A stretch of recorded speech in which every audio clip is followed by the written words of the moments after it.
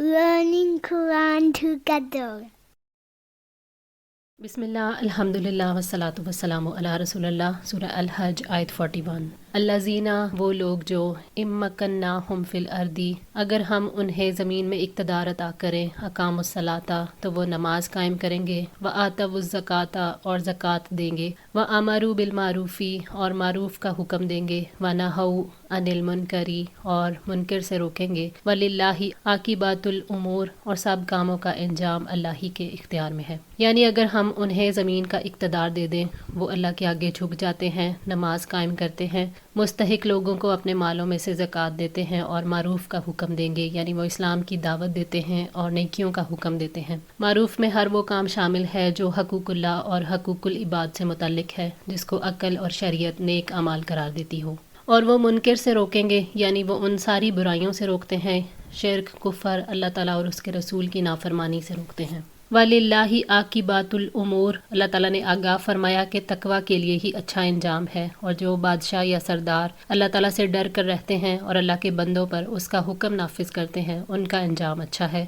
और जो अपनी ख्वाहिशात को लोगों पर नाफिज करते हैं, उनका अंजाम बुरा है। व अन युकज़्ज़िबूका, और अगर वो आपको झुटलाते हैं, फ़क़द कज़्ज़बत क़ब्लहुम क़ौमु नूहिम व आदम व समूदू, और बिलाशुबा उनसे पहले कौम नूह, आद और समूद झुटला चुके हैं। अल्लाह ताला ने कौम की मुखालफत पर नबी सल्लल्लाहु अलैहि वसल्लम को तसल्ली दी है कि जो तौहीद, रसालत, जज़ा और क़यामत को झुटलाते हैं, उन पर अफसोस और गम न करें। तकज़ीब कोई नई बात नहीं, कौम नूह, कौम आद और कौम समूद भी झुटलाती रहीं, और अल्लाह ताला मोहलत देता रहा। पिछली कौमों की मोहलत जब ख़त्म हो गई तो उन्हें तबाह कर दिया गया। मुशरिकीन मक्का भी इंजाम के लिए तैयार हो जाएं। पिछली कौमों के बारे में अल्लाह ताला ने फरमाया, और बिलाशुबा यकीनन हमने मूसा को किताब दी और उसके साथ उसके भाई हारून को बोझ बटाने वाला बनाया। फिर हमने कहा, तुम दोनों उन लोगों की तरफ जाओ जिन्होंने हमारी आयत को झुटला दिया, तो हमने उन्हें तबाह बर्बाद कर दिया, बुरी तरह तबाह बर्बाद करना। और नूह की कौम को हमने गर्क कर दिया जब उन्होंने रसूलों को झुटला दिया, और हमने उन्हें लोगों के लिए निशान इबरत बना दिया, और हमने जालिमों के लिए दर्दनाक अजाब तैयार कर रखा है। और आद और समूद को और कुएं वाले और उसके दरमियान बहुत से ज़माने के लोगों को भी हलाक कर दिया, और हर एक के लिए हमने मिसालें बयान की, और हर एक को हमने बर्बाद कर दिया, बुरी तरह तबाह बर्बाद करना। और बिलाशुबा यकीनन ये लोग इस बस्ती पर से आए हैं जिस पर बदतरीन बारिश बरसाई गई, तो क्या वो उसे देखा नहीं करते थे, बल्कि वो दोबारा उठाए जाने की उम्मीद ही नहीं रखते। सूरह अल-फुरकान 35-40। व कौम इब्राहीम व कौम लूतिन, और कौम इब्राहीम और कौम लूत, यानी कौम इब्राहीम और कौम लूत अलैहिस्सलाम ने भी पैगंबरों को झुटलाया। व असहाबु मदियना, और अहले मदियन भी, व कुज़्ज़िबा मूसा, और मूसा को भी झुटलाया गया। फ़अमलैतु लिल काफ़िरीना, तो काफिरों को मैंने ढील दी, सुम्मा अख़ज़्तुहुम, फिर मैंने उन्हें पकड़ लिया, फ़कैफ़ काना नकीर, तो कैसा था मेरा अजाब। असहाब मदियन यानी शुएब अलैहिस्सलाम की कौम ने भी झुटलाया, और मूसा अलैहिस्सलाम को भी झुटलाया गया था, हालांकि उनके पास बड़े बड़े मोजज़ात और रोशन निशानियाँ थीं। अल्लाह ताला ने वाज़ेह फरमाया है कि काफिरों को उसी ने ढील दी, उन्हें सज़ा देने में जल्दी नहीं की, इसी वजह से वह अपनी सरकशी में बढ़ गए। फिर उन्हें अजाब के ज़रिए से पकड़ लिया गया। ये पकड़ किसी गालिब और कुदरत रखने वाले की थी। फ़कैफ़ काना नकीर, यानी कुफ़र और तकज़ीब करने वालों की सज़ा कैसी थी। उनमें से किसी को पानी ने पकड़ा, और किसी को छतरी के ज़रिए अजाब ने आ लिया। बाज़ तूफ़ान हवा से पकड़े गए, बाज़ को ज़मीन में धंसा दिया गया। नकीर से मुराद खौफनाक अजाब है। अल्लाह ताला तूफ़ान, ज़लज़ले और कड़क की वजह से जिस खौफनाक अजाब में मुब्तला करते हैं, उसे नकीर कहते हैं। फ़कअय्यिन मिन क़रयतिन, चुनाचे कितनी ही बस्तियां हैं, अहलकनाहा, जिन्हें हमने हलाक किया, वहिया ज़ालिमातुन, इस हाल में कि वो जालिम थीं, फ़हिया ख़ावियातुन, तो वो गिरी पड़ी थीं, अला उरूशिहा, अपनी छतों पर, व बिरिन, और कुएं, मुअत्तलतिन, बेकार, व कसरिम मशीद, और पुख्ता महल। यानी तुमने कभी सोचा नहीं कि अल्लाह ताला ने उन्हें क्यों तबाह किया। उन्होंने अल्लाह ताला का इनकार करके रसूलों को झुटला कर जुल्म किया था। उनके घर, खंडर और महल्लात उजड़े पड़े हैं, उनकी इमारतें अपनी छतों पर उल्टी पड़ी हैं। ऐसे ही कितने कुएं थे जहाँ से पानी लेने के लिए लोगों का रश लगा होता था, और आज उन कुओं के मालिक और पीने वाले कहाँ गए। और कितने ही महल्लात हैं जिनके रहने वालों ने उन्हें मजबूत बनाया, खूब सजाया उनको, मगर वो आज कहाँ जाकर सो गए। ये सब कुछ वीरान है। अल्लाह के अजाब ने उनका कोई नामो निशान तक न छोड़ा। अफलम यसीरू फिल अर्दी, तो क्या वो ज़मीन में चले फिरे नहीं, फ़तकूना लहुम कुलूबुन, कि उनके लिए ऐसे दिल हों, यक़िलूना बिहा, जिनसे वो समझते हों, औ आज़ानुन, या ऐसे कान, यस्माऊना बिहा, जिससे वो सुनते हों।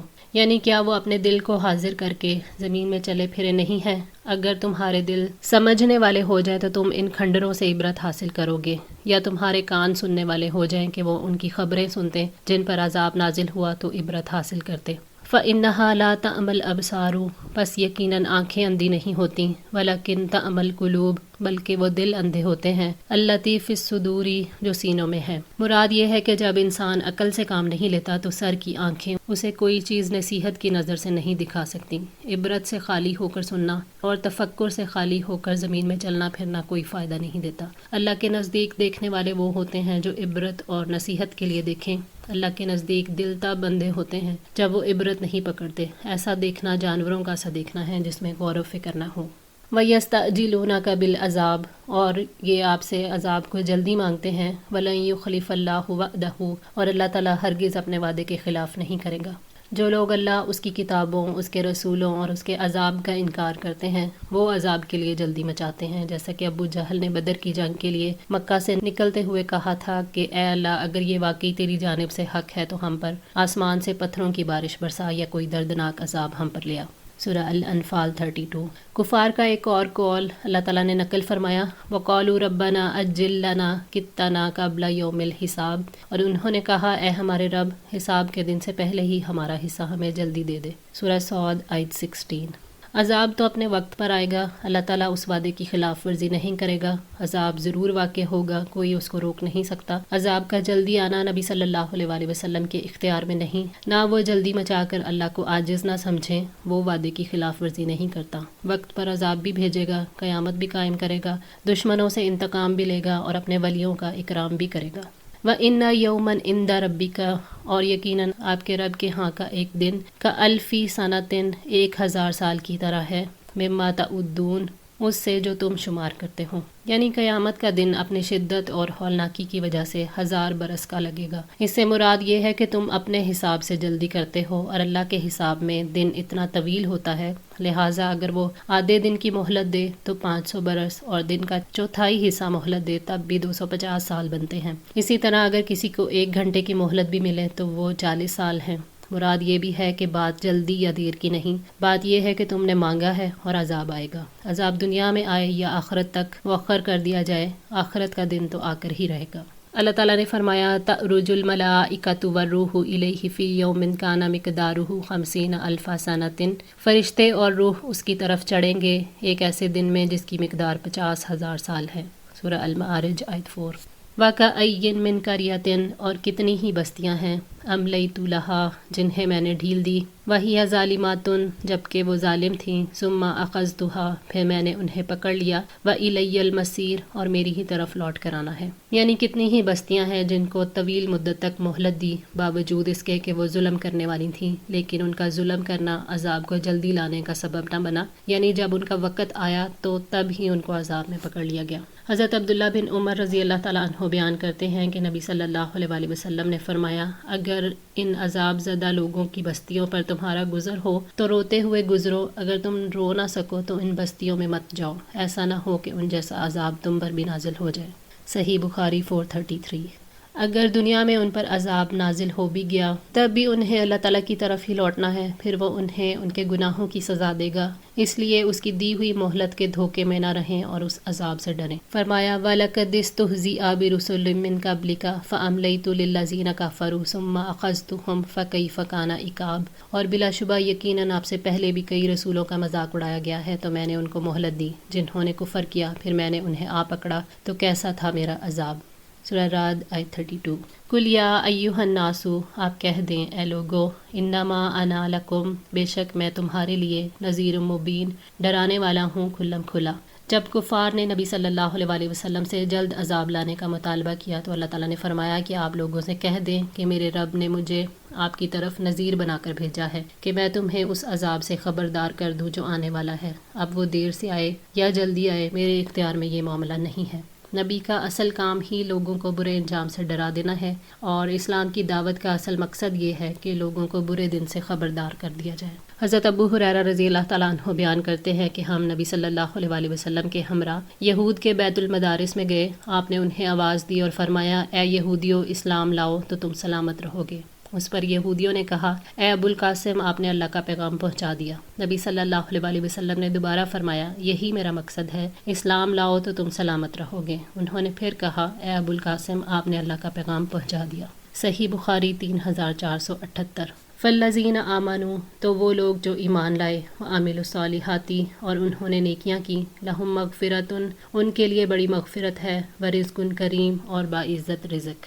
یعنی جو لوگ شرک اور نافرمانی کے کام چھوڑ کر اسلام لے آئے، جن لوگوں نے نیک اعمال سے اپنے ایمان کی تصدیق کی، ان کے لیے بڑی مغفرت ہے، یعنی اللہ تعالیٰ ان کے پہلے گناہوں کو ڈھانپنے والا ہے۔ جب ان سے کوئی گناہ ہوتا ہے اللہ تعالیٰ اسے بخش دیتے ہیں۔ اور باعزت رزق ہے، رزق کریم سے مراد عزت کی روزی ہے جو باعزت بھی ہوتی ہے اور اس کا ذریعہ بھی پاک ہوتا ہے۔ مراد جنت ہے، یعنی رزق کی اقسام میں بہترین قسم۔ یطاف علیہم بصحاف من ذہب واکواب وفیہا ما تشتہیہ الانفس وتلذ الاعین وانتم فیہا خالدون۔ ان پر سونے کے تھال اور پیالے پھرائے جائیں گے اور اس میں ہر وہ چیز ہوگی جس کی دل خواہش کریں گے اور آنکھیں لذت پائیں گی اور تم اس میں ہمیشہ رہنے والے ہو۔ سورہ زخرف 71۔ آج کے لیے اتنا ہی۔ دعا ہے اللہ تعالیٰ ہماری اس کوشش کو قبول فرمائے، ہماری غلطیوں کوتاہیوں کو معاف فرما کر ہماری اصلاح فرمائے۔ جزاکم اللہ خیر، والسلام علیکم ورحمۃ اللہ وبرکاتہ۔